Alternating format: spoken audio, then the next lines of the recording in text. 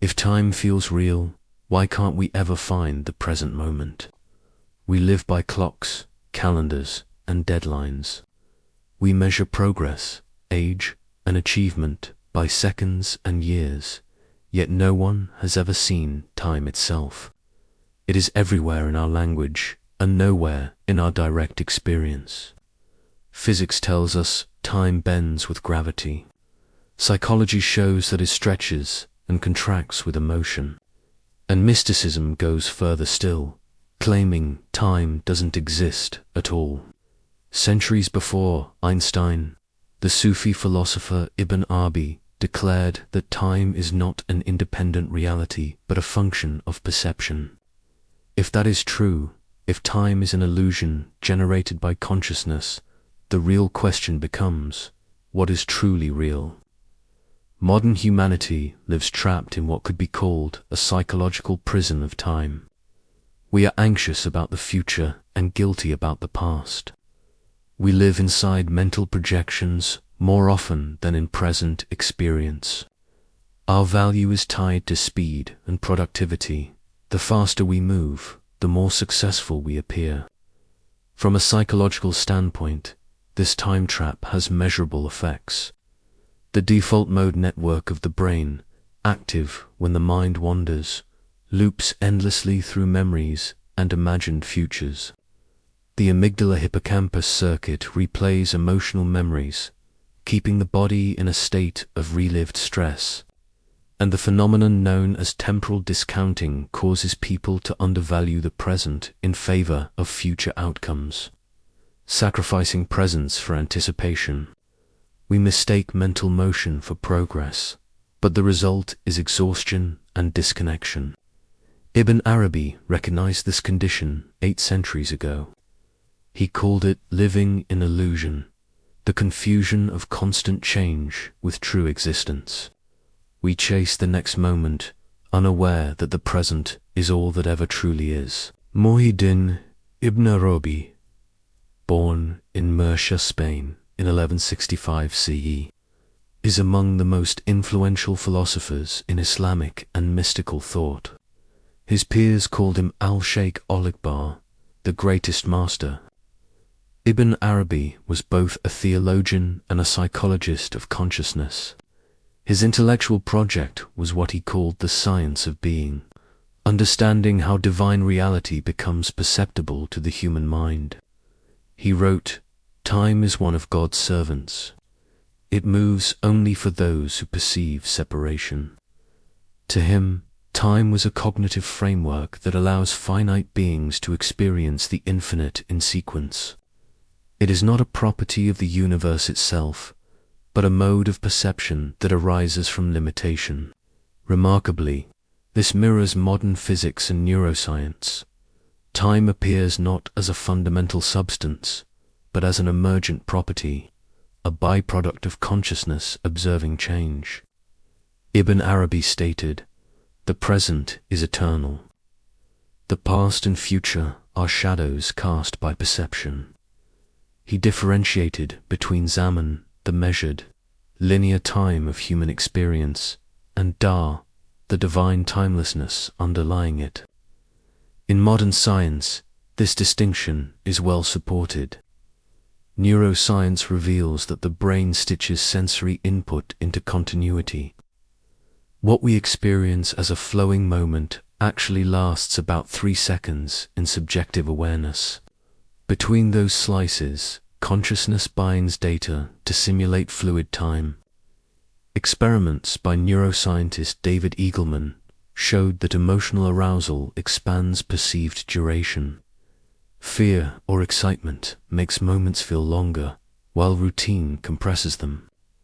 Time, therefore, is not fixed but elastic, shaped by psychological states. A single minute in danger feels endless. A joyful hour disappears. From Ibn Arabi's view, time is not an external flow we move through, but a mental interface through which consciousness organizes experience. Recognizing this frees the mind from the tyranny of urgency, revealing that what we call time pressure is actually thought pressure. Ibn Arabi went further. Only the now truly exists. Everything else, past and future, is imagination. He wrote, "At every instant, God creates and annihilates the world anew. Continuity is an illusion produced by consciousness retaining traces of the previous instant, a concept that neuroscience calls persistence of vision. This is the same phenomenon that makes still images appear as motion in film. Physics provides a parallel in quantum theory. At the most fundamental level, events are discrete occurrences. Continuity is a statistical interpretation of countless individual moments. Psychologically, the same realization is the foundation of mindfulness research. Studies show that focusing attention on present sensory experience reduces anxiety by deactivating temporal rumination networks in the brain. For Ibn Arabi, living in the present is not an act of denial but of accuracy. The now is not a point in time, it is the ground of reality itself. Ibn Arabi rejected the idea of a single, static creation event. Instead, he taught the doctrine of creation renewed at every instant. According to this view, the universe is continuously recreated, like frames in a film or pixels on a screen that refresh faster than perception can notice. A modern analogy helps: the refresh rate of a digital display. Each frame appears and vanishes so rapidly that the human eye perceives motion. Similarly, reality flickers, each moment a new creation, perceived as continuous only because the mind integrates the gaps. From a neuroscientific perspective, this aligns with temporal binding, the brain's mechanism for merging discrete sensory inputs into a seamless experience. Ibn Arabi's insight implies that permanence is an illusion generated by perception. Existence is a dynamic process of constant renewal. Ethically, this has profound implications. Every moment is a new moral universe. The self you were 1 second ago no longer exists. Each thought and intention participates in the next act of creation. Awareness becomes responsibility, the recognition that we co-offer reality continuously. Finally, Ibn Arabi taught that the soul exists outside of chronological time.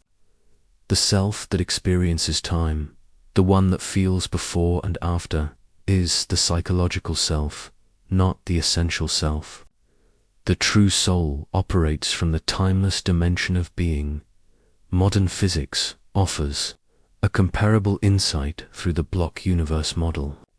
The idea that past, present, and future coexist as different coordinates in a single space-time structure.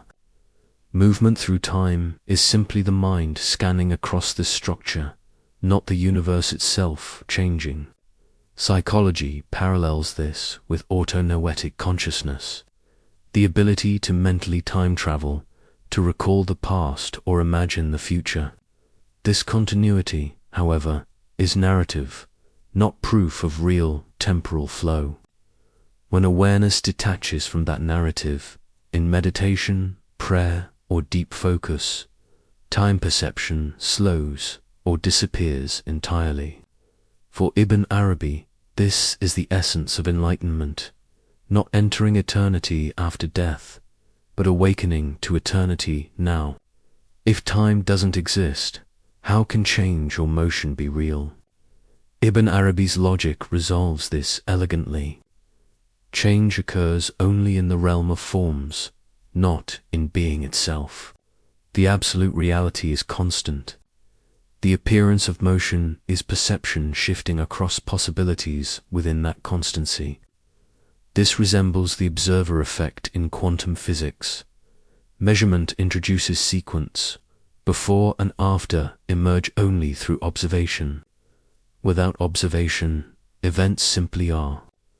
Philosophers from Augustine to Kant wrestled with this same mystery. Augustine famously said, "What then is time?" If no one asks me, I know. If I wish to explain, I do not. Both he and Ibn Arabi recognize that time is self-referential. It exists only as long as there is a mind to perceive it. The awareness that observes change never changes itself. To identify with that awareness is to transcend temporal suffering. How can a 12th century metaphysical insight change life in the 21st century? Ibn Arabi's concept of timeless awareness has measurable applications in psychology and neuroscience. Temporal mindfulness trained the mind to stay in the sensory present. Research shows that mindfulness practice decreases activity in the brain's default mode network, reducing anxiety and improving emotional regulation. Living in the eternal now improves cognitive clarity. Cognitive reframing recognize that waiting, regret, and fear of the future are mental constructs, not real durations. In cognitive behavioral therapy, reframing these perceptions alters stress response and restores a sense of control. You are not trapped in time. You are generating it through thought. Daily renewal. Adopt Ibn Arabi's principle of continuous creation. Treat each morning as a literal recreation of self. Studies on habit formation confirm that identity is plastic. New behaviors, repeated over weeks, rewrite neural patterns, mirroring the Sufi idea that existence renews with every intention. Decision clarity when perception centers on the current moment. The prefrontal cortex activates rational control over emotional impulses. You shift from reactive decision-making to reflective awareness. The result is practical liberation. By understanding time as perception, you dismantle stress born of anticipation. Life becomes process, not pursuit. In this way, Ibn Arabi's metaphysics becomes a psychology of freedom. Time is not a river flowing through reality. It is a lens shaped by consciousness. The past exists only as memory, the future as imagination.